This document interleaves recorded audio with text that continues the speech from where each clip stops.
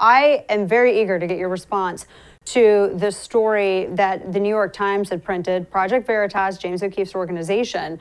And it's weird because New York Times and Project Veritas are currently embroiled in a lawsuit currently. Project Veritas had sued New York Times for some false reporting.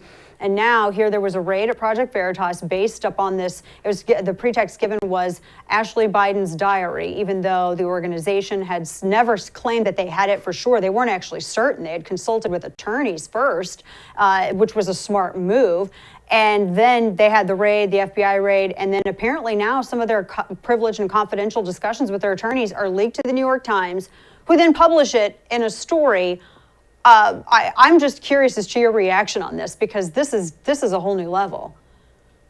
Well, I think it's very important to analyze how this happened and why it happened.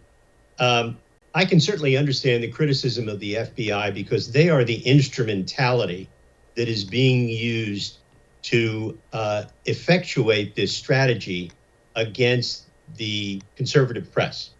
But let me give you my sense of what's going on here. Although the FBI executed this search warrant, and then there was a leak to the New York Times, this search warrant was drafted by the Southern District of New York, which, as you know, is part of the Justice Department run by Merrick Garland. There is no doubt that the Southern District of New York is now in charge, the U.S. Attorney's Office for the Southern District is now in charge of all things Biden. This search warrant for materials related to the Biden diary is absolutely outrageous. But the FBI didn't do that. They executed the orders that they were given, and the search warrant was drafted by the Southern District of New York. The real question here is, how politicized is the U.S. Department of Justice now?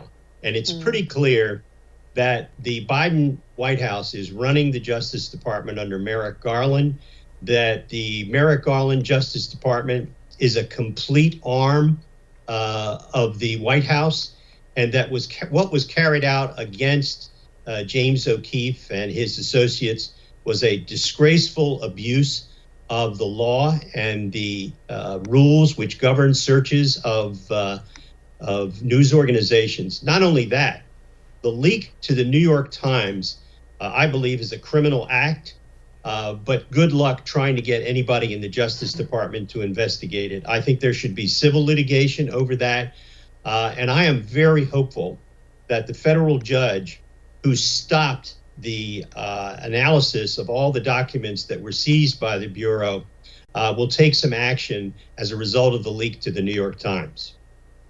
And to your point, that judge also said that they couldn't go through O'Keefe's phone anymore either.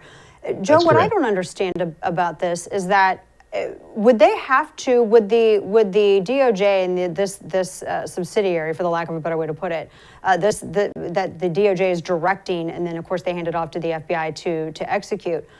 Do they have to give a reason as to why it has to escalate up to a federal level? Because this, normally, I mean, if it's theft like this, you would think it's a local law enforcement matter. And I can't believe that they would say that this diary has national security secrets or something to that effect.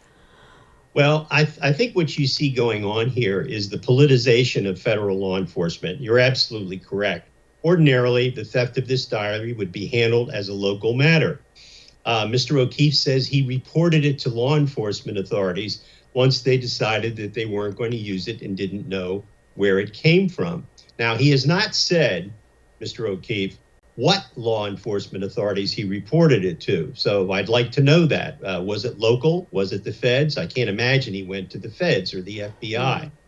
But the answer here lies in the fact that the feds decided to make this a federal matter because all things related to the Biden family are now part of a protective shield, which the Department of Justice, at the request of the White House and the White House counsel, has thrown around the Biden family. This is actually unprecedented. It smacks of olden days of cronyism between the White House and the Justice Department. And I hope there are going to be some hearings by this federal judge in New York over the leak to the New York Times. I think that mistake made by somebody in the Justice Department, either in the FBI, the Southern District, or Main Justice, the leak to the New York Times of the contents of some of the search material is a crime. And I just really think that judge in New York who stopped the search of Mr. O'Keefe's phone should get into that in a big way and hold some hearings. Talking with our friend Joe Digenova. Joe, is there a precedent for something like this being served to the FBI to execute, or this warrant handed down to the FBI to execute, and then there being questions or resistance to that based on the controversial nature and really questionable justification? Have you ever seen anything like? Do they even have the ability or authority to do so? Well, the Bureau can object to something if they believe it's a violation of the law. Now, in this particular search warrant, my understanding is that the basis for the search was a federal statute that talks about theft of government property, but this isn't government property.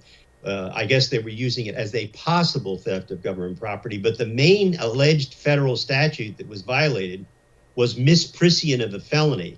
That is, knowing that a crime was being committed and allowing it to happen. That is a ludicrous basis for a search warrant in a case of a news organization which came into possession of an object from an anonymous source and didn't publish anything about it. That's the remarkable part of this. James O'Keefe and his organization did not publish any of the information in the purported diary. So why would there be a search warrant? And the answer for that is, this is an attempt to intimidate people in the conservative media. There's no other explanation for this.